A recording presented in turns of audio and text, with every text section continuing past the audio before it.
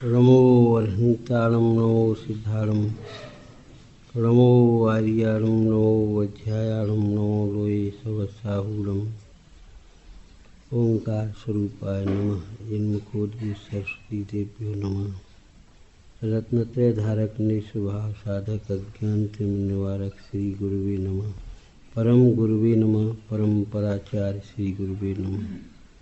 मंगलम भगवान वीरो मंगलम गौतम गणी मंगलम कुंदकुंदाद्यो जैन धर्मोस्त मंगलम सर्वमंगल मंगलम सर्वकल्याणकारकम प्रधानम सर्वधर्माणां जैनम जयत शासनम।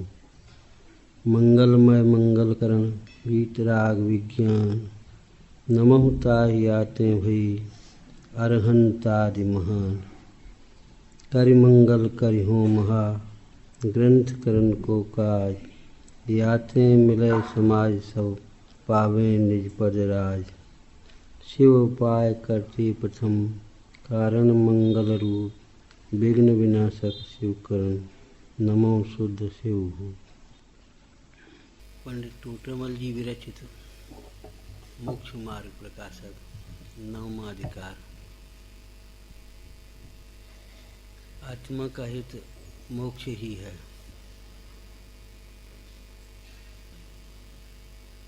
आत्मा का हित मोक्ष ही है।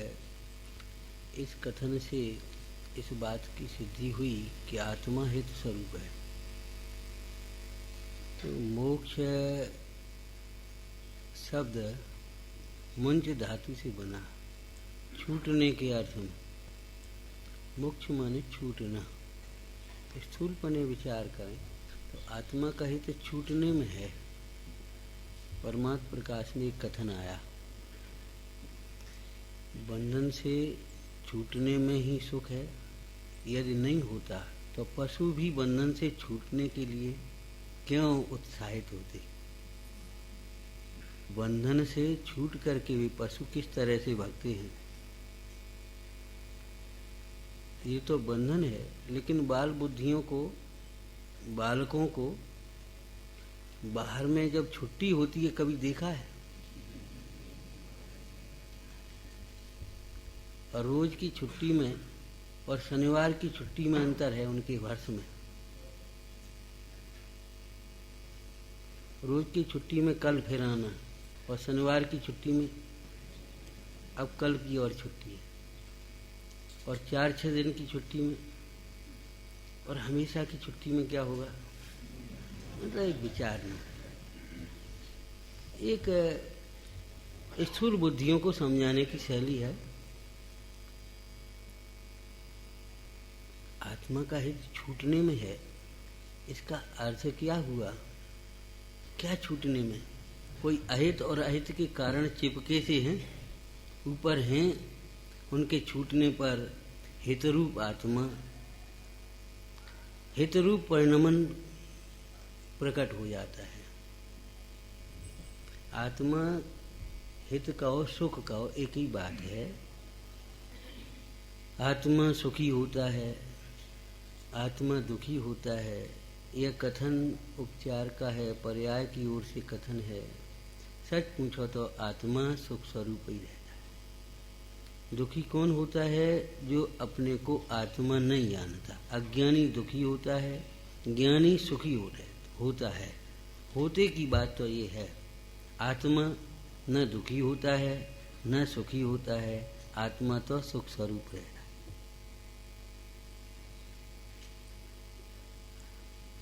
आत्मा तत्व ऐसा तत्व है जिसको जाने बिना संसार है और जिसको जानने से मुक्ति है। इसी शैली में सारे अर्थ समझ लेना चाहिए। आत्मा अज्ञानी होता है, आत्मा ज्ञानी होता है, ऐसा नहीं। आत्मा को न जानना अज्ञान है और आत्मा को जानना ज्ञानी कौन? जो अपने को आत्मा जानता है। अज्ञानी कौन? जो अपने को आत्मा नहीं जानता।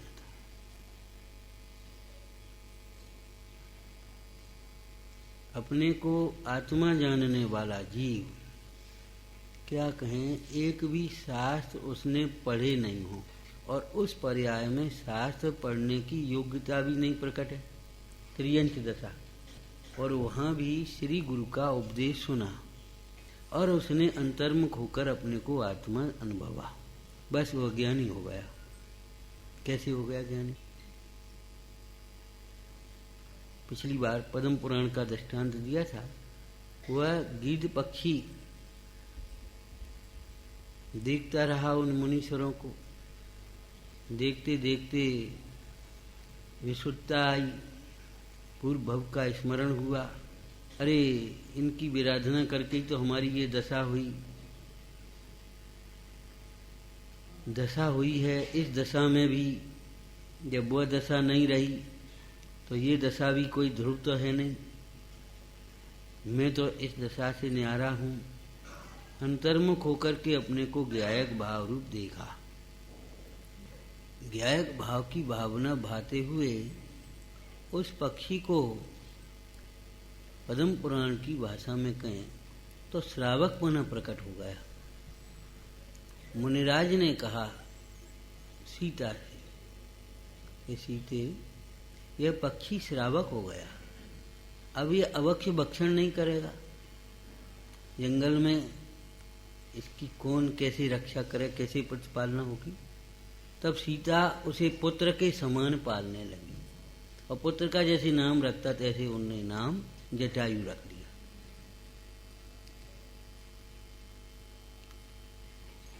जिनेंद्र भगवान की भक्ति करते हैं रामचंद्र जी, लक्ष्मण जी, सीता वीणा बजाती है और वह जटायु पक्षी भी पंख फड़फड़ा करके नृत्य करता है, माने अनुमोदना करता है भक्ति। प्रश्न तो ये है, आखिर क्या हो गया? वो श्रावक हो गया। कैसे होता है वो श्रावक? हम तो ऐसे सोचते हैं कि कोई वेश बदल जाता होगा, कुछ क्रियाएं बदल जाती होंगी तो हम श्रावक हो जाते होंगे, मुनि हो जाते होंगे, ऐसे हो जाते होंगे। लेकिन इस कथन से कुछ सोचना चाहिए, विचारना चाहिए। ये पक्षी श्रावक कैसे हो गया?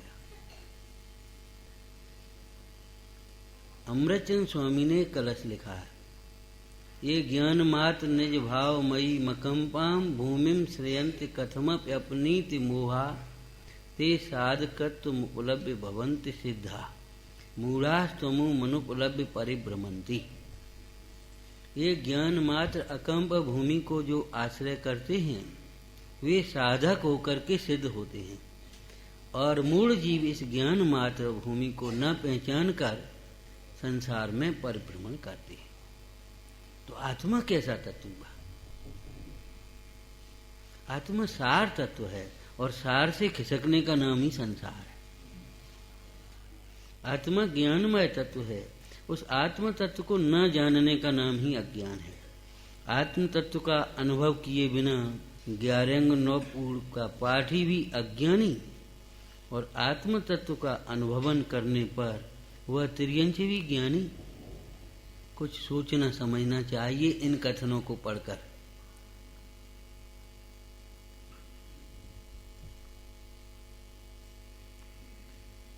कषाय मंद होना, ज्ञान का क्षयोपशम हो जाना, जानकारी संग्रह इकट्ठी हो जाना, ये अलग बात है, और सम्यक ज्ञान होना अलग बात है।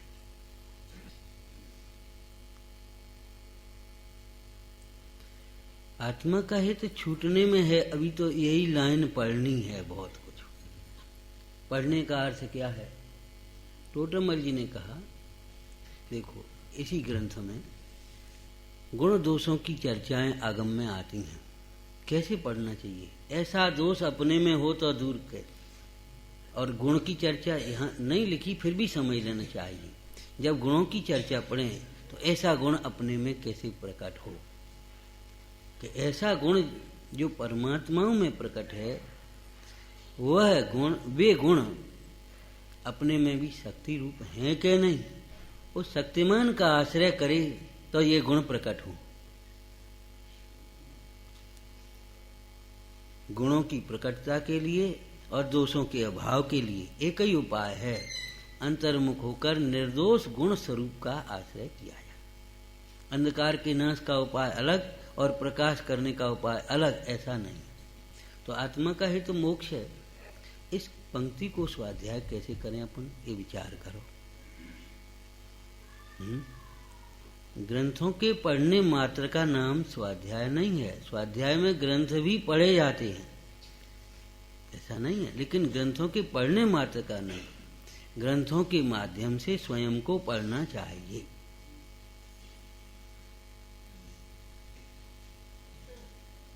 अहो, मुझे तो इस बात की खबर नहीं थी कि आत्मा का हित कहो सुख कहो छूटने में है।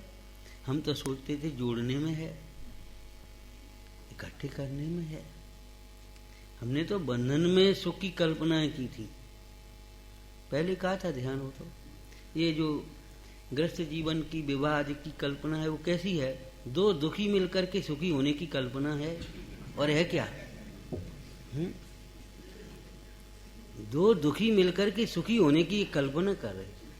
अरे रे भैया, अपनी अपनी ओर देख करके सब सुखी होते हैं, पर की ओर देख करके सुखी नहीं होते। पर में सुख है कहाँ? और सुख न होना ही दुख है, ये और समझना। सुख न होना ही दुख है। अंधकार का कोई अलग से स्रोत नहीं होता। जैसे प्रकाश का स्रोत है प्रकाश, कि सूर्य का उदय हो, लाइट जल रही हो, दीपक जल रहा हो, कोई स्रोत है, रत्न दीपक हो, भूमि में रत्नों का प्रकाश, स्वर्ग में रत्नों का प्रकाश, प्रकाश के कुछ स्रोत हैं। अंधकार का के कोई स्रोत है?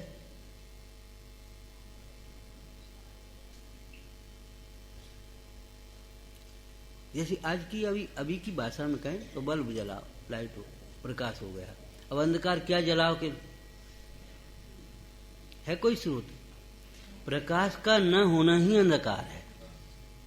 ऐसे ज्ञान का न होना ही अज्ञान है। सुख का न होना ही दुख है। मोक्ष का न होना ही संसार है। अर्थात मुक्त स्वरूप अनुभव न अनुभवना ही संसार है। सुख रूप नहीं अनुभवता है, सुखी देखता नहीं है, सुखी हो और होना चाहता है, ये स्थिति है। सुखी होना नहीं है, सुखरूप देखना है। अवलोकन मात्र चिंतामणि रत्न की प्राप्ति, ऐसी अवलोकन मात्र सुख।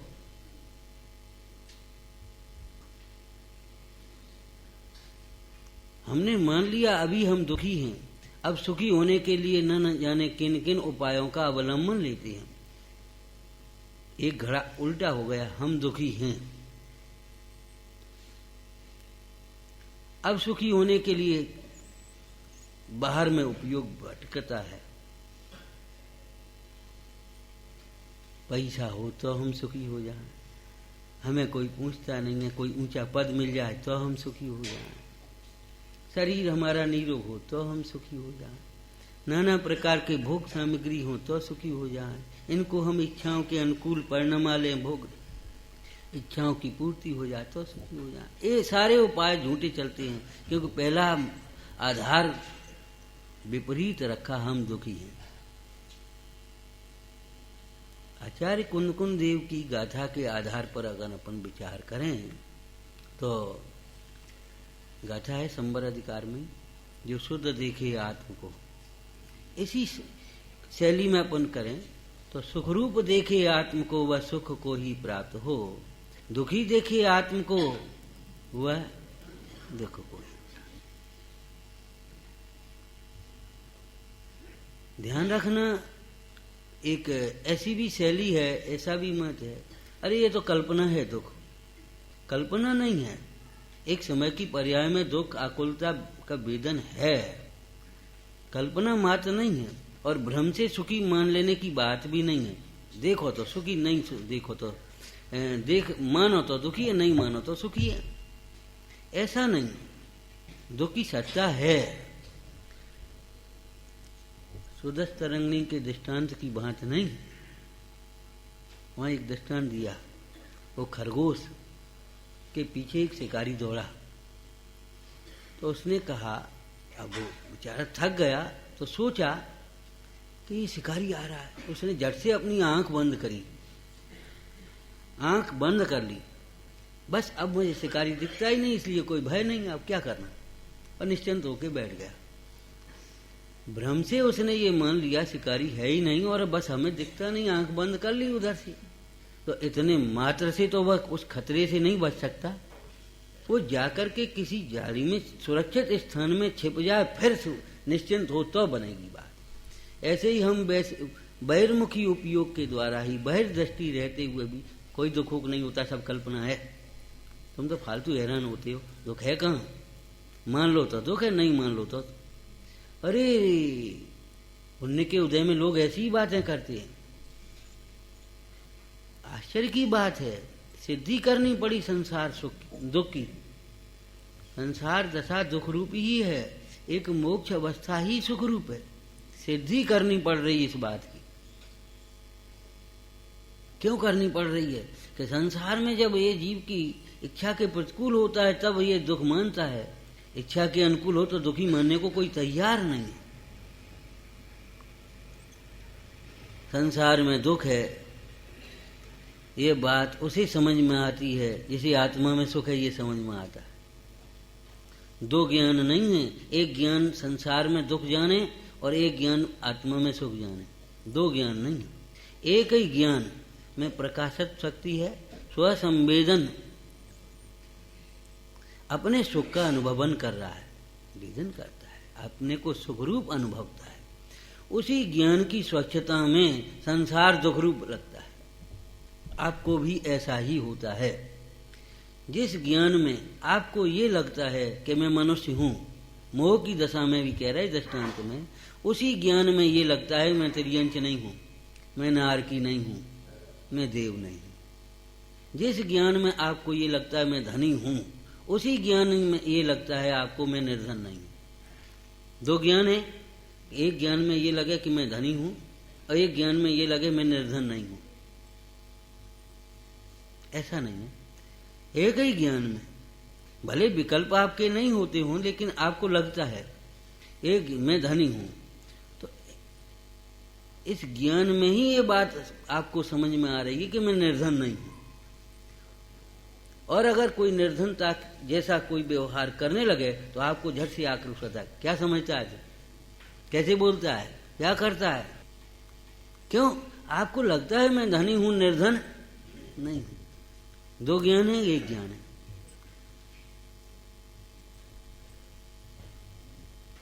और आपको ही नहीं, छोटे छोटे बालकों को भी, उसके जिसकी माँ खोई है उस बालक को माँ खोई है का अर्थ क्या है? संयोग का वियोग ही तो है। बादमा की माँ का रूप तो उसके ज्ञान में है, और जिस ज्ञान में उसे माँ ये मेरी माँ ये है, उसी ज्ञान में ये निषेधता है ये मेरी माँ नहीं है। जो जानता नहीं आत्म को, अनात्म को नहीं जानता। जो जानता है आत्म को, अनात्म को भी वही जानता है। बाद बाकी सुनने पढ़ने से हम कहना सीख गए संसार में दुख है। सच बात यह है, अगर हमारी इच्छा के अनुकूल होता चला जाए तो हम दुखी मानने को तैयार ही नहीं। क्या दुख है? और सब ठीक ठाक? हाँ सब ठीक, कोई बात नहीं। इसीलिए तो चित्त नहीं लगता है, यहाँ सब ठीक ठाक लगता है। अगर शरीर में कोई रोग होता है, क्यों?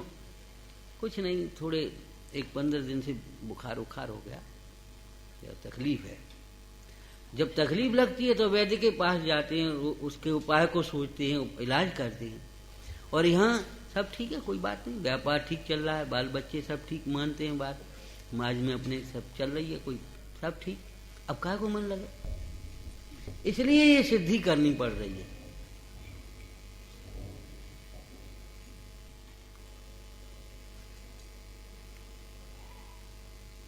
हम तो ये सोचते थे कि इच्छाओं की पूर्ति में सुख है, इसलिए भगवान की भी उपासना करी, गुरुओं के पास भी आए तो क्या मांगा? इच्छाओं की पूर्ति हो, प्रभु आपकी कृपा बनी रहे। कृपा बनी रहे का मतलब क्या है? ईमानदारी से बताओ, आप क्या सोचते हैं? कृपा बनी रहे का मतलब हमारा व्यापार बढ़ता रहे, हे प्रभु आपकी कृपा हो, ये व्यापार छूटे, ये कहाँ आप भावना भाते हैं। आत्मा का हित छूटने में है, बंधने में नहीं है, बढ़ने में नहीं है। जो शादी लायक है वो सोचता है हमारी शादी हो जाए प्रभु, आपकी कृपा हो जाए। तो ये नहीं सोचता है प्रभु आपकी कृपा हो जाए माने हमारा शादी का विकल्प टूट जाए, हमारे भोगों की ओर की वृत्ति टूट जाए। लिखा तो है नहीं, लिखा है, लिखा कैसे नहीं है। आत्म के अहित विषय कथा इनमें मेरी लिखते पढ़ी लिखी है तो बांच लेते हैं, प्रसंगानुसार सच्ची बातें बना लेते हैं, लेकिन अपने भीतर के अभिप्राय में क्या बचा। आपकी कृपा बनी रहे माने ये शरीर की इंद्रियां जहां की तहां स्वस्थ अपना काम करती रहे, माने हम बाहर ही देखते रहें, बाहर की सुनते रहें, अपने मनोनुकूल खाते पीते रहें, घूमते फिरते रहें, शरीर ऐसा ही चलता रहे। बताओ ये कोई बात रही? ये कैसी उपासना है? तूने न भगवान को पहचाना है, न अपने को पहचाना है। आत्मा का हित मोक्ष है।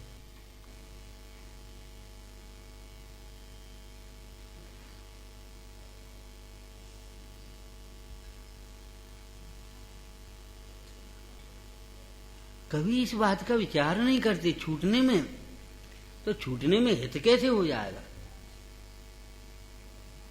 कि हित रूप रह जाएगा नहीं। उपयोग जो वहां लगा है, और उपयोग कोई विषय तो करेगा ही, तो जो बाहर में लगा है तो बाहर से छूटेगा, तो अंतर्मुख उपयोग में हित रूप अनुभवेगा, तो हित होगा। बस इतनी सी बात है। औरों की बात छोड़ देना, अपनी बात विचारना। हमने कभी भगवंतों के समीप बैठ करके पूजा के बाद, भक्ति के बाद या करते कभी ये भावना भाई हो, हे प्रभु हमारे घर में सब अनुकूलता बनी रहे, ये सोचते हैं। हम अपने घर को पहचाने, अपने घर में आए, ये घर हमें अपना घर न लगे, ये कभी सोचा?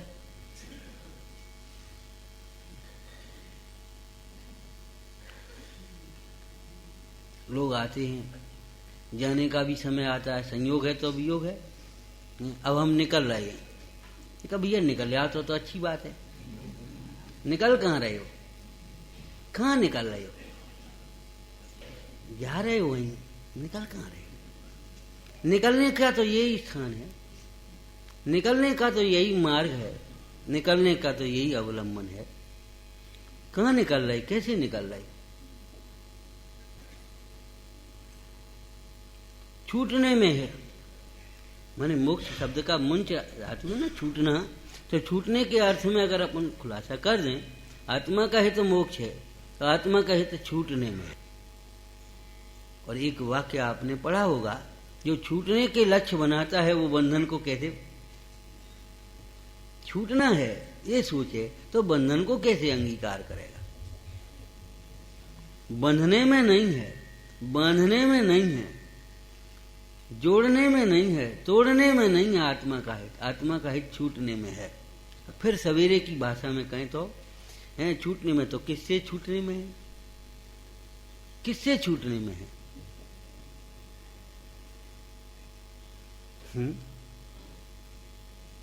और किसके आश्रय से छूटेगे वे? ये सोचना चाहिए। छूटने में हित है, ये ठीक बात है, लेकिन किससे छूटने में है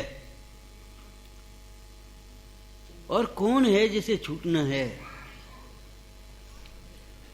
कोई हाथ पकड़े तो छोड़ो छोड़ो भैया, बाहर के बंधन बंधन लगते हैं, शरीर हम लगते हैं, और उस बंधन से छूटने के लिए तड़फड़ाता है, छटपटाता है, जी पुकारता है। आपको पहले कहा था, ध्यान हो तो, एक घर को हम घर कहते, वो कारागार की उपमा दी वैराग्य भावना में, लेकिन हम आपसे कह रहे कारागार से वो अधिक बड़ा कारागार है। क्यों? कारागार में क्षण क्षण वहां से निकलने की भावना बहाता है। कारागार में दूसरे ने ताला लगाया है, दूसरे बंद किया है, और वो पहरा दे रहा, भग न जाए। और ये कारागार तो ऐसा है, इसने ही ताला लगाया, यही बंद है, और ये निश्चिंत है, छूटने की मौका ही नहीं देता, कभी सोचता ही नहीं यहां से निकलना है। मैंने ऐसा लगता ही नहीं है ये बंधन। प्रसंग आता है तो अपन पढ़ लेते हैं, आत्मा का हित मोक्ष है। मोक्ष कहते ही एक दशा वहां हमको दिखती है, आत्मा का हित, और आत्मा कहते ही कोई और दिखता है। कुंदकुंद स्वामी ने जब मंगलाचरण किया, वंदे तो सब सिद्धि, तो अमृतचंद स्वामी ने उसका स्पष्टीकरण किया, अभिप्राय समझाया, अपने में और सर्व आत्माओं में सिद्धत्व की स्थापना। अपने को में सिद्धत्व की स्थापना करके अब स्वाध्याय करो, तब समझ में आएगा, समझ आ जाएगा।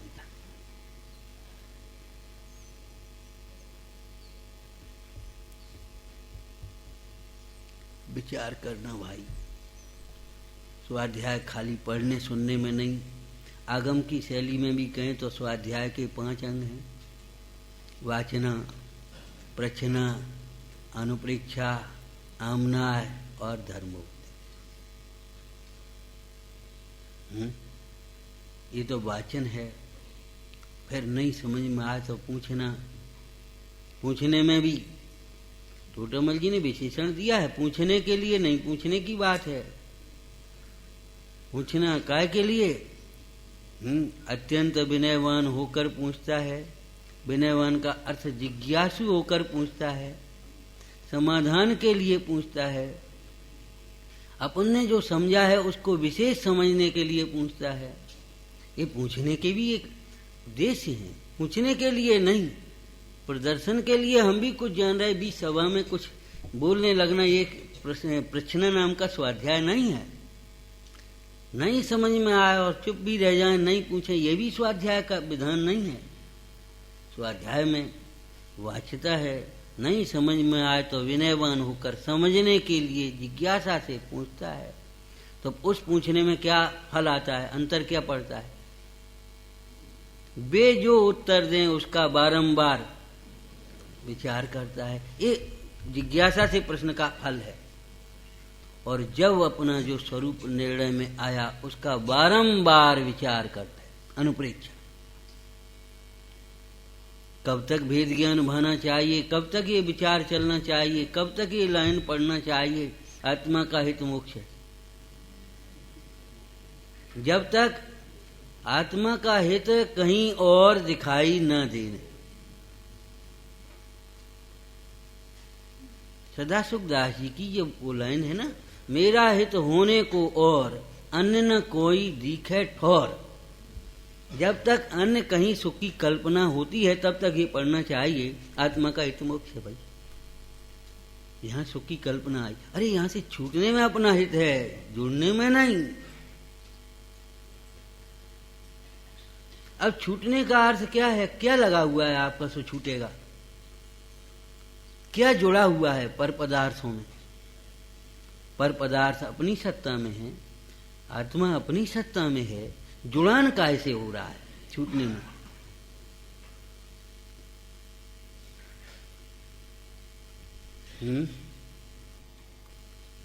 मोक्ष अधिकार में गाथाएं हैं। काय में ग्रहण किया है, काय से अलग करना है गाथा? अब याद आ गई होगी। ज्यों अलग प्रज्ञा से किया त्यों ग्रहण भी। आत्मा को जैसे प्रज्ञा में, ज्ञान में ही तो हमने ये नहीं जाना कि ये मैं नहीं हूं, कोई और है। क्यों? उस ज्ञान में, विपरीत ज्ञान में हमने ये माना था हम तो शरीर हैं, हम तो पंचेंद्रिय हैं। तब जो अतीन्द्रिय की बात आती थी सुनने में, पढ़ने में, तो हमें ये लगा ये कोई और है अतीन्द्रिय। हमने ये माना था हम 50 वर्ष के हैं, तो सुनने में आया अनादि निधन, तो हमें लगता था ये और कोई है अनादि निधन, आत्मा अनादि निधन। बिल्कुल ठीक बात है। कभी ये नहीं लगा कि मैं अनादि निधन हूं और 50 वर्ष का कोई और है।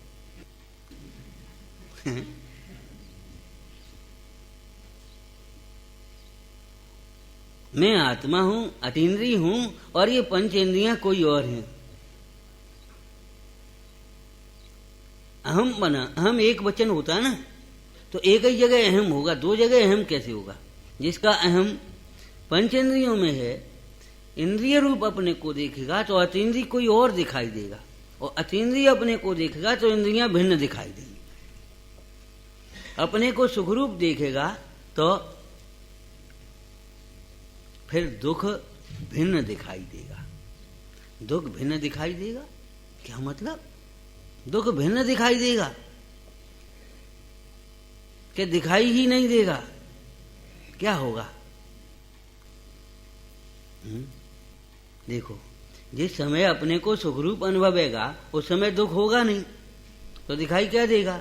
लेकिन उस ज्ञान की स्वच्छता में जो पहले दुख रूप अपने को मानती थी, अरे हमने भ्रम से अपने को दुखी मान लिया था। जैसे निद्रा में कोई स्वप्न भयानक देखे और डर जाए, बुझाओ बुझाओ करने लगे, आंख खुली तो उसे उस कुछ नहीं, बगल में माँ थी, बेटे क्या हुआ? कुछ नहीं कुछ नहीं। अब उसे वो भयानकता नहीं दिखाई दे रही, तो वो क्या दिखाई दे रहा? डर गया था, स्वप्न था, माने वो भिन्न दिखाई दे गया ना। मैं तो घर में ही लेटा था, यहाँ कोई भय नहीं था, मैं व्यर्थ ही ये सोच बैठा, क्या हो गया? ये निद्रा थी, ये स्वप्न था।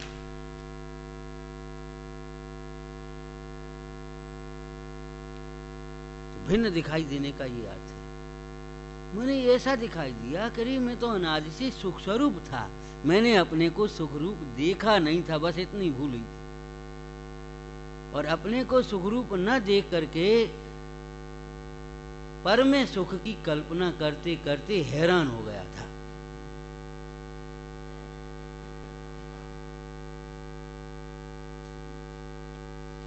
आत्मा का हित मोक्ष है,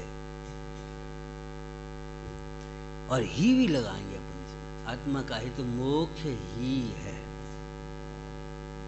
एकांत नहीं हो जाएगा कि हाँ एकांत, ऐसा एकांत तो हमें इष्ट ही है, सम्यक एकांत। और ये सम्यक एकांत ही अनेकांत का बीज है। आत्मा का हित मोक्ष ही है, बंधन नहीं, अनेकांत ही। आत्मा का हित मोक्ष ही है, बंधन नहीं। के स्वरूप में तो बंधन है ही नहीं, के स्वरूप में दुख भी नहीं है।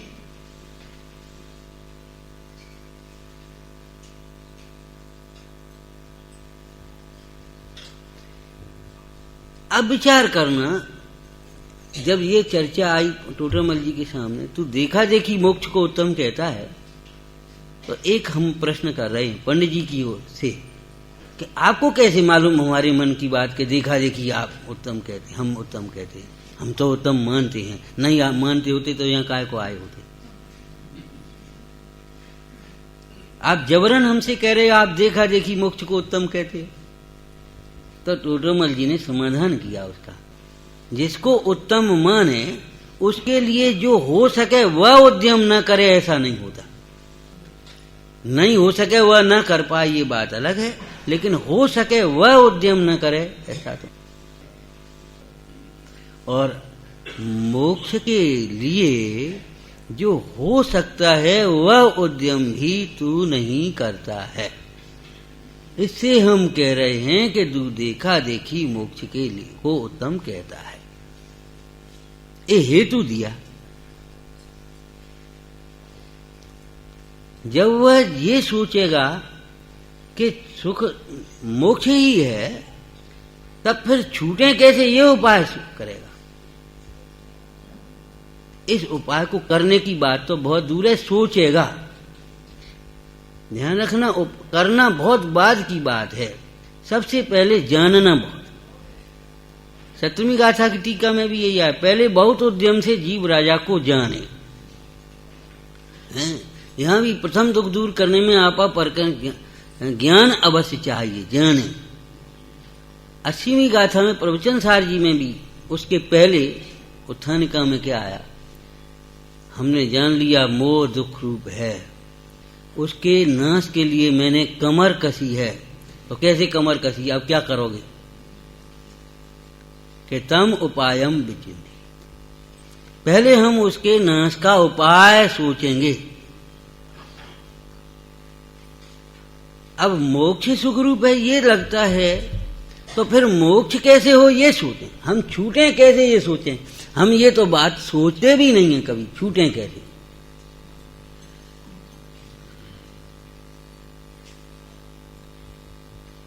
अगर तो विचारते हैं छूटें कैसे, तो धन्यवाद है, कोई बात नहीं, जबरन दोष नहीं लगा रहे। ये तो तोते के पिंजड़े में पड़े हुए तोते ने पूछा था, टूटें कैसे।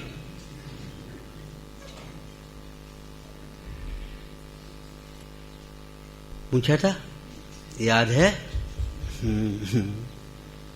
हमारा ये प्रश्न पूछ करके आना पंडित जी से, सेठ जी से कहा कि छूटें कैसे। यानी क्या कहता है ये तोता, समझ में नहीं आ रहा। समझ में कैसे आएगा जिसने बढ़ने में और वहां सुख की कल्पना कर रखी है, जिसने ये सोचा ये हमारा घर, ये हमारी अनुकूलता, ये हमारे सब भोग संयोग, हमें काय का दुख, हमें काय की तकलीफ। लगता ही नहीं है ये तकलीफ है।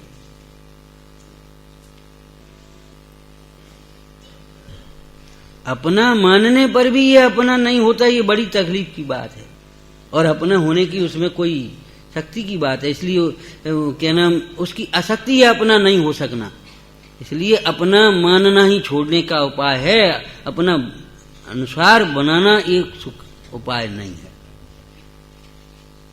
काय में इस जीव ने अपना माना है, छूटने में, किससे छूटने में क्या बंधन है।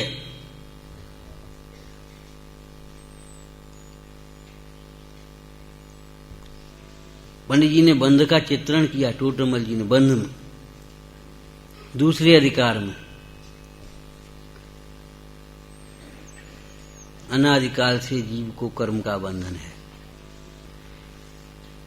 कर्म जनित मोह राग द्वेषादिक परिणाम है अनादिकाल से।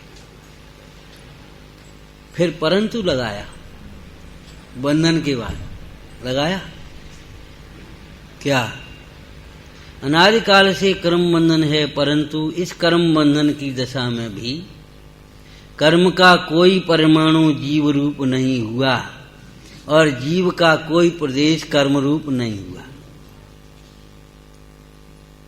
संयोग संबंध के काल में भी तादात्म्यपना नहीं हुआ है, तथा क्या सुंदर शैली है, क्या सुंदर स्वरूप है दिखाया है। इस बंधन में कोई किसी का कर्ता तो है नहीं, इस बंधन में कोई किसी का कर्ता तो है नहीं, और निमित्त नैमित्तिक संबंध बना रहे, बस इतना लिखा। तो छूटना कैसे है, जीव का कर्म बंधन से छूटना है। तो कर्म बंधन में ये स्थिति है, कर्म बंधन जिसको अपन कहते हैं। क्या स्थिति है कि कर्म का कोई परमाणु जीव रूप नहीं हुआ और जीव का कोई प्रदेश कर्म रूप नहीं हुआ, तथा इस बंधन में कर्म जीव के नहीं करता है और जीव कर्म को नहीं करता है। अब छूटना कैसे जी बताओ। शरीर के बंधन में है, गृहस्थी के बंधन में है, तो अब बंधन में है, इस बंधन में यही शैली यहां लगा। शरीर का कोई परमाणु आत्मा रूप नहीं हुआ है और आत्मा का कोई प्रदेश, आत्मा का कोई गुण, आत्मा का कोई परिणाम शरीर रूप नहीं हुआ, तो छूटना कैसे है। हुआ तो नहीं है लेकिन माना है ना, भ्रम हुआ है। अंधेरे में पड़ी हुई रस्सी, उसमें सर्प का भ्रम हुआ, डर गया, छूटना कैसे है।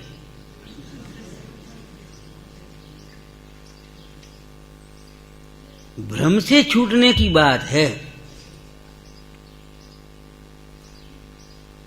आत्मा कैसे दुखी हो रहा है, भ्रम से ही तो दुखी हो रहा है। कैसे दुखी हो रहा है, भ्रम से, मोह से कैसे दुखी होता है, बोलो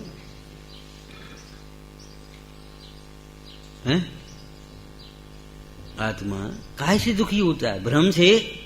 अरे दुखी होता है भ्रम से नहीं, दुखी मानना भ्रम है, स्वरूप की ओर से देखें तो दुखी मानना भ्रम है, और परिणाम की ओर से देखें तो भ्रम से दुखी हो रहा है।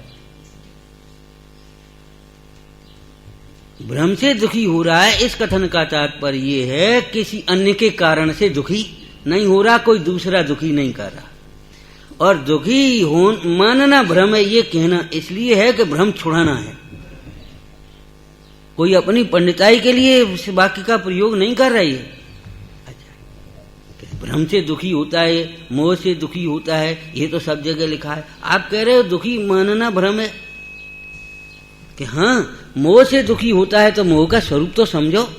मोह मन मिथ्या तो क्या, जैसा है वैसा नहीं मानता, जैसा मानता है वैसा। तो इसमें भी लगा, भ्रम से दुखी होता है, मोह से दुखी होता है। मैं दुखी मानता है सो दुखी है नहीं, और सुखरूप है सो मानता नहीं। सुखरूप है वह तो मानता नहीं, और दुखी मानता है सो दुखी है नहीं। दोनों अनुभवन, दोनों मानना एक साथ नहीं हो सकता। क्या अपने को हम आत्मा भी माने और दुखी भी माने, और फिर उसमें मिथ्या हम नयों के कथन के द्वारा हम पोषण करें। निश्चय से तो हम सुख स्वरूप हैं और व्यवहार से दुखी हैं। तो हम दो हैं कि एक हैं? एक बात। दूसरी बात, दो नाव पर पैर रखने वाला डूबेगा कि तैरेगा, ये बताओ।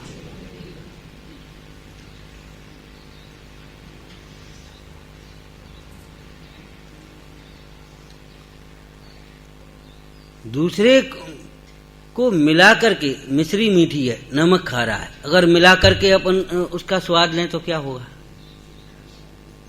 अकेले नमक को मिश्री मान करके अगर हम खाएंगे तो भी मिठास नहीं आएगा, और मिला करके खाएं तो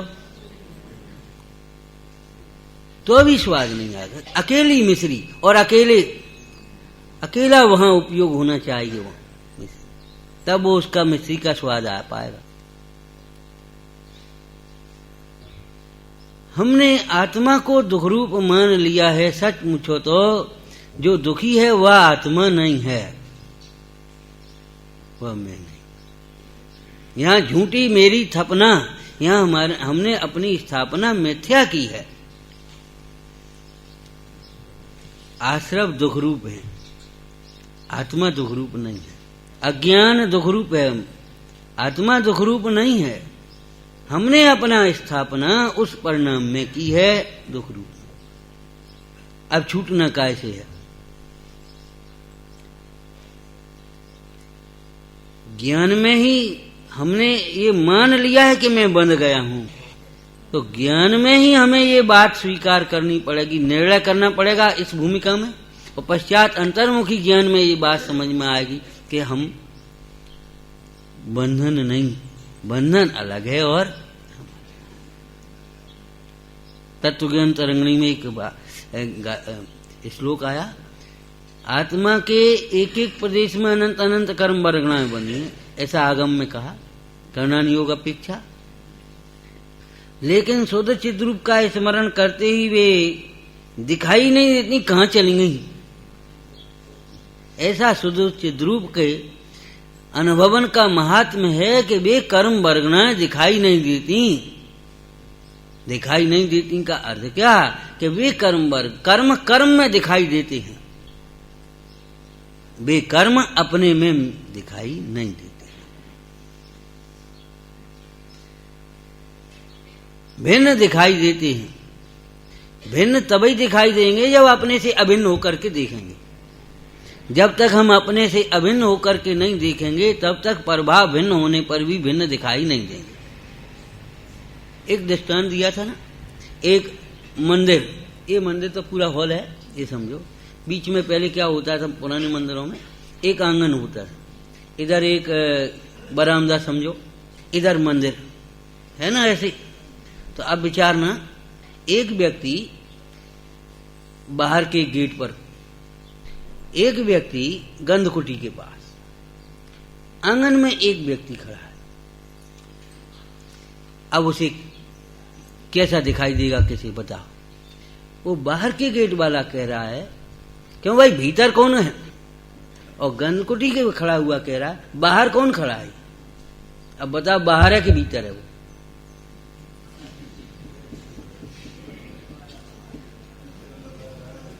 माने वो बाहर से देखता है तो उसे वो भीतर दिखाई दे रहा है, और ये भीतर से देखता है तो ये बाहर दिखाई देगा। सचमुच ऐसी स्थिति है जब हम अंतर से देखें ज्ञान मात्र पर अचलित स्थापित दृष्टि के द्वारा, तब ये रागादिक भाव बाहर दिखाई दे। जब हम इस शरीर आदिक उधर से देखते हैं तब ये आत्मा में तो है, आत्मा में नहीं तो कौन में होते हैं? खंबे में होते हैं। ऐसे कुतर्कों के द्वारा आत्मा में होते इसका पोषण करते रहते हैं। खंबे में होना चाहिए अगर पुद्गल में होते हैं तो।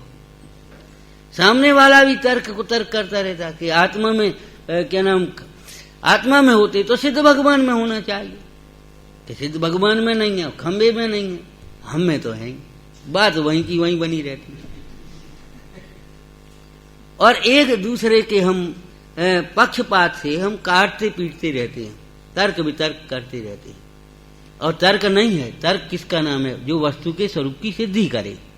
ये तो कुतर्क है जो अपने पक्ष को पोषण करे। जिसे रागादिक अपने मानने का पोषण करता है वो खंबे की ओर से कह देता है, और रागादिक है नहीं आत्मा में, इस पक्ष का पोषण करने के लिए वो कहता है सिद्धालय में नहीं, वो सिद्ध भगवान में नहीं है तो रागादिक। लेकिन अपने में है या नहीं है, अपने भीतर देखो जाकर। जब अंतर्मुख होता है तब वो रागादिक भिन्न दिखाई देते हैं कि आत्मा ज्ञान मात्र, और ज्ञान घन है। घन का अर्थ ही है घन जिसमें दूसरे का प्रवेश नहीं है। आत्मा का हित छूटने में है, नास्ति की ओर से कथन है। छूटने में है हित, और छूटने में ये शैली ऐसी है जैसे घर में पहले कोई मेहमान आवे, अपना कोई अतिथि निकले तो उसे कुछ खाने पीने की नहीं कहती, शैली दूसरी बोलती थी, भैया उठो, हाथ पैर धो लो, कुल्ला वुल्ला कर लो। भाई अब वो समझ जाता था। अब वो हाथ पैर धोने की संस्कृति चली गई, कुल्ला करने की संस्कृति सीधी खाओ पियो अपने खत्म हो गई बात। वो वैज्ञानिक और शरीर की चिकित्सा विज्ञान की भी पद्धति है कपड़े बदलने की।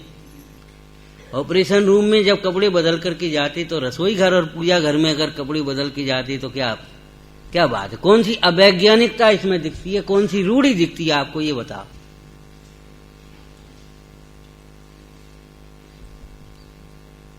मतलब ये है कि वो जानता है ये कुछ खाते पीते, ये जब बाहर की धूल वूल तो है ही इसमें, तो तब तक इसका स्वाद नहीं आ सकता। उठो, कोई कहे वहां चलना हो, अरे तुम उठोगे भी कि बातें ही करते रहोगे? उठो तो पहले यहां से। तो छूटने की शैली इस अर्थ में है, आत्मा का हित छूटने में है। छूटने में है इसका सीधा अर्थ ऐसे मत ले लेना छूटने मात्र से आत्मा का हित है। क्यों कि छूटने में बाहर से छूटना है, तो बाहर से जब छूटना है तो अंतर में लगना उसमें गर्भित है। आत्मा का हित आत्मा में ही है, आत्मा हित रूप है, हित रूप अनुभवने पर स्वयं हित रूप परिणमता है।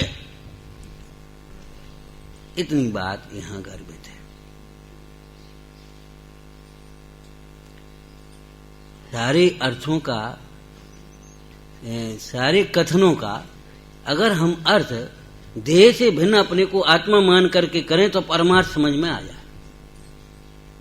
जैसे भैया अपन को नमस्कार करना भगवान को, पहले का ही दृष्टांत दोबारा दे रहे। अब हम शरीर नहीं है, अब नमस्कार करो। वैसे तो नमस्कार हम हाथ जोड़ देंगे, सिर झुका देंगे, ऐसे लेट जाएंगे, और फिर क्या करेंगे मालूम? आजकल लड़कों को जाने क्या हो गया, झुकना ही नहीं चाहते, नमस्कार करना नहीं आता। अरे लड़कों को नहीं आता उनको तो छोड़ो, तुम्हें तो आता है, तुम बताओ आत्मा नमस्कार कैसे होता है? तुम शरीर तो हो नहीं। क्या इसने तुमने शरीर की क्रिया को नमस्कार मान लिया? आप आत्मा हैं, अमूर्तिक हैं, अब आप नमस्कार कैसे करेंगे जी बताओ? परमार्थ नमस्कार का अर्थ स्पष्ट हो जाएगा। और जब तक आप शरीर को अपना मानेंगे तब तक इसी नमस्कार को नमस्कार मानते रहेंगे और दूसरों को कहेंगे भैया अच्छी तरह नमस्कार किया करो। कैसे नमस्कार करते हो? बस ऐसे कर दिया, ऐसे झुक गया। अरे नहीं, भगवान के सामने तो ऐसे नमस्कार किया करो। सोच लेंगे हम कुछ उपदेशक हो गए। मैंने स्वयं अपने परमार्थ नमस्कार को समझ नहीं पाया और नमस्कार का उपदेश देने की तैयारी हो गई। क्यों? हम जानते हैं नमस्कार कैसे होता है। अरे भाई, देह हम नहीं है, अब आप बताओ नमस्कार कैसे करें? ऐसे देह हम नहीं हैं, हम आत्मा हैं। अब बताओ बंधन से छूटने का उपाय क्या है? कि हैं तो आत्मा, तो आत्मा में तो बंध मोक्ष है ही नहीं। कि हाँ, यही तो हम कह रहे भाई, नहीं है। उस आत्मा को अपने रूप मानो। आत्मा में बंधन नहीं है, आत्मा में मोक्ष नहीं है। तो आत्मा क्या शून्य है? बंध मोक्ष से पार आत्मा क्या शून्य है क्या? आत्मा का स्वरूप है कि नहीं? और जब बंधन नहीं है तो बंधन के अभाव का नाम मोक्ष है कि नहीं? जैसे आत्मा अशुद्ध भी नहीं, शुद्ध भी नहीं, तो फिर कैसा है? अशुद्ध और शुद्ध के पक्ष से परे शुद्ध है, ऐसा नहीं है शुद्ध नहीं है। अशुद्ध और शुद्ध के पक्ष से परे शुद्ध है। अगर दशा की ओर से कहें तो अशुद्ध और शुद्ध से अशुद्ध दशा और एक शुद्ध दशा। अशुद्ध दशा का नाम आश्रम बंधाली, शुद्ध दशा का नाम संवर्ण जरा मुक्त। उससे निरपेक्ष शुद्ध है। निरपेक्ष शुद्ध का मतलब ये है वो ऐसा शुद्ध है जिसमें अशुद्धता कभी घुसी ही नहीं है, जिसे नया शुद्ध नहीं होना है। अरे उसे देख करके शुद्ध दशा आती है, उसे ही शुद्ध करने की तू प्रयास करेगा तो क्या होगा? छूटने का नाम मुक्ति है। आत्मा का हित छूटने में है, तो किससे छूटने में है? अपने को अनादिकाल से हमने आत्मा माना ही नहीं है। ज्ञान के साथ तादात्म्य होने पर भी एक क्षण को भी इस जीव ने ज्ञान का सेवन नहीं किया। सेवन नहीं किया का मतलब श्रद्धा नहीं की इस बात की, इस बात अनुभवन नहीं किया, एकाग्र नहीं हुआ, निश्चिंत नहीं हुआ। छूटने में, कैसे छूटने में? क्या लगा है हमारा सो छूटे? लगा क्या है जो छोड़ना है? जो लगा है वही छोड़ने की बात है, जो नहीं लगा वो क्या छोड़ेंगे हम? पूज्यपाद स्वामी कहते हैं कि अज्ञानी जीव का जो ग्रहण त्याग है वो पर द्रव्यों में चलता है, और सविकल्प दशा में जो पर ग्रहण त्याग है वो पर भावों का त्याग, तो भाव का ग्रहण, और निर्विकल्प दशा में ग्रहण त्याग के विकल्प का ही त्याग हो जाता है। ग्रहण त्याग के विकल्प का ही त्याग हो जाता है। जब विकल्प का त्याग हो गया तो त्यागने योग्य जो छोड़ने था वो छूटने योग्य सब छूट गया और ग्रहण करने योग्य का ग्रहण हो गया। अभी तो विचार करना इस पर भैया। स्वाध्याय पूरा नहीं हुआ, स्वाध्याय तो अभी शुरू भी नहीं हुआ। पढ़ने के बाद जब स्वसन्मुख हो तब स्वाध्याय का प्रारंभ, विचार चले। टोटमल जी ने यही श्रोता के स्वरूप में लिखा है, मुझे इतनी बातों का निर्णय करके कुछ मेरा हित हो सो करना। तो हित काय में? हित करने का अर्थ क्या? हित भी किया जाएगा, दुखी भी करना और सुखी भी करना। हित रूप अनुभव करने का नाम हित करना है। उसकी प्रक्रिया यह है, हित रूप निर्णय किया जाए। आत्मा का हित छूटने में है। छूटे कैसे, इस बात को सोचना। और पक्षी को पक्षी की भाषा में समझा दिया पंडित जी ने। अभी दृष्टांत रह गया था बीच में। पक्षी को पक्षी की भाषा में समझाया। प्रश्न का उत्तर देने में कौन पूछ रहा है, किस विविक्षा से पूछ रहा है, इसकी भी जिम्मेदारी होती है, सेठ जी ने बड़े संकोच से पूछा। एक तोता हमारा है पिंजड़े में, वो रोज पूछता है, पूछ करके आना पंडित जी से छूटें कैसे। अब बताओ पंडित जी कैसे समझाएं? तोते को तोते की भाषा में समझाना होगा। पंडित जी ने बस, सेठ जी अपने भगे कि जी कहाँ की आफत आई, अच्छा प्रश्न पूछा। तोते से कहा, क्यों ऐसा पूछा जाता है? पंडित जी तो मरे से हो गए। मरे से हो गए आंखें बंद। तोता को समझ गया, सवेरे देखा तोता भी है। देखो इसमें भाव कहना है, बाद बाकी दृष्टांत तो आपका समझ में है तोता भी। सेठ जी सोचते जाने क्या हो गया, तोते को भी शायद शोक हो गया हो, तोता भी मरण को प्राप्त हो गया। खूब बुलाया, खूब उसको झटकारा, खूब उसको जो खाने के लिए अच्छा लगता था वो डाले उसमें पानी, वो कुछ नहीं। पिंजरा का निकालो भाई इसको, अब क्या करें। खोला, वो उड़ करके चला गया, छूटे कैसे। अर्थ क्या है, मरे से हो जाओ। मरे से हो जाओ का मतलब मरे को मरा समझ लो,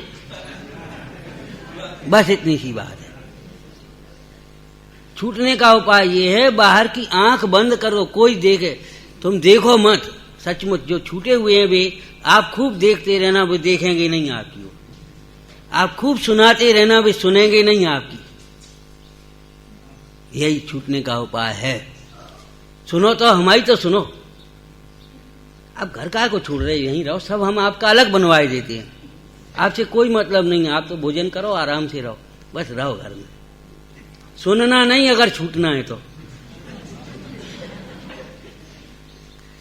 अगर सुन लिया तो समझ लेना, फिर आप नहीं छूट पाओगे, नहीं छूट पाओगे।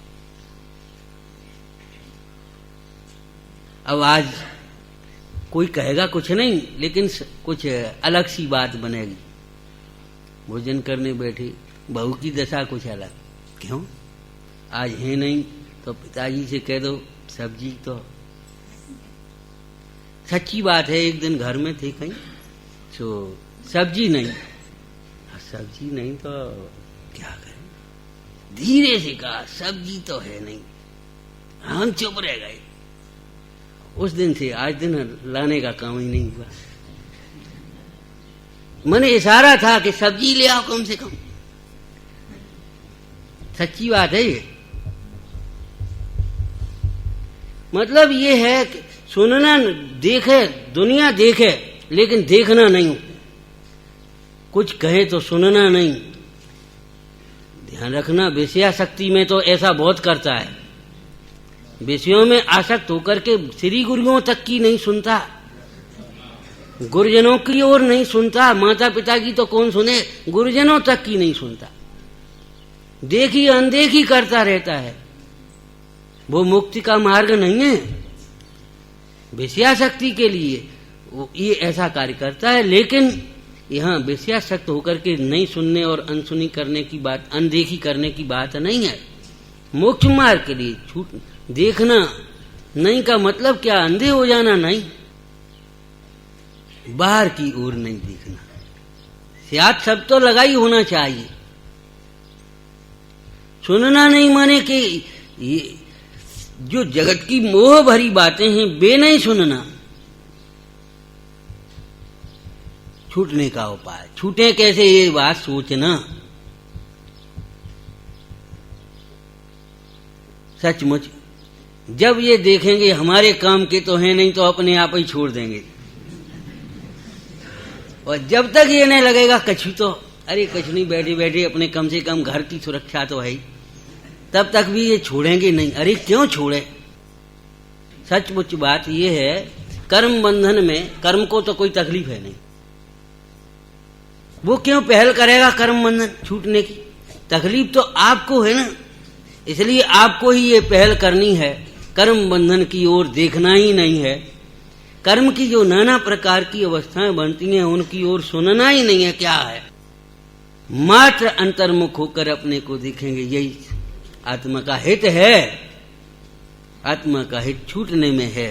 बढ़ाने की वृत्तियों को छोड़ देना चाहिए। नंबर 1, छूटे हुए जो भगवंत हैं उनकी ओर देखो और उनकी साक्षी में छूटा हुआ अपने को देखो।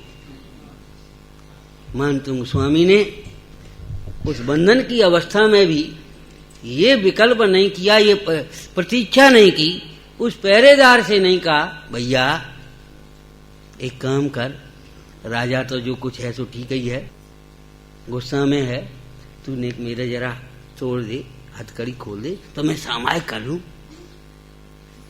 अब बताओ सामायिक कैसे करें? उस संतरी से नहीं कहा, पहरेदार से ये प्रतीक्षा नहीं करी ये बंधन छूट जाए तो मैं सामायिक कर लूं। अरे सामायिक देह की क्रिया का नाम नहीं है। सामायिक में भी देह की विपरीत क्रियाएं नहीं होती, ध्यान रखना। सामायिक में देह की विपरीत क्रियाएं नहीं होती, लेकिन देह की क्रिया का नाम सामायिक नहीं है। वो उसी अवस्था में अपने को बंधन रूप नहीं देख, बंधन में देख रहे थे कि बंधन से भिन्न।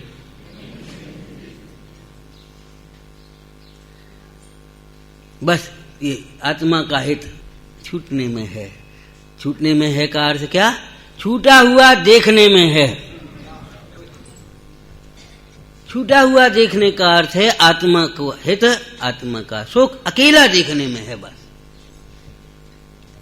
बहुत लोग कहते हैं, अब ऐसा मन होता है इस गृहस्थी के जंजाल से, समाज से, साहब तीव्र कसाई हो गए पंचम काल में, वे जैसे हो गए तैसे हो जान दे।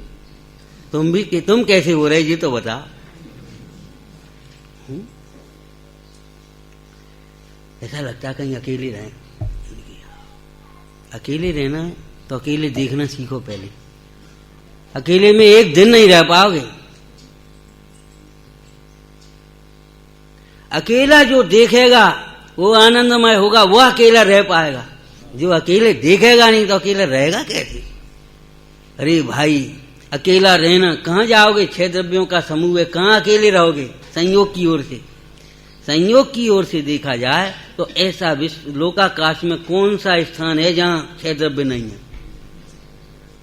जंगल में जाकर के बैठ गए और वहां से भी कोई भीड़ निकली तो क्या कर लोगे? भगवान अकेले बैठे थे और जब केवल ज्ञान हुआ तो ऐसे उठे और ऊपर विराजमान हो गए समुद्र में और 12 सभा भर गई। उठे तो नहीं, फिर जी कहां से आ गए भैया जी? क्या आप, हम तो भगे थे अकेले में, भग जा भैया अकेले में रहना हमको, ऐसा नहीं कहा। वे अकेला देख रहे थे, अकेले को देखते आनंद। भगवान कहते हैं छूटने में है, अर्थात छूटा हुआ देखने में है, और छूटा हुआ देखने का अर्थ है अकेला देखने में। ओम नमः सिद्धे। सहजानंदी शोध स्वरूपी अविनाशी में आत्म स्वरूप। सहजानंदी शोध स्वरूपी अविनाशी में आत्म स्वरूप। सहजानंदी शोध स्वरूपी अविनाशी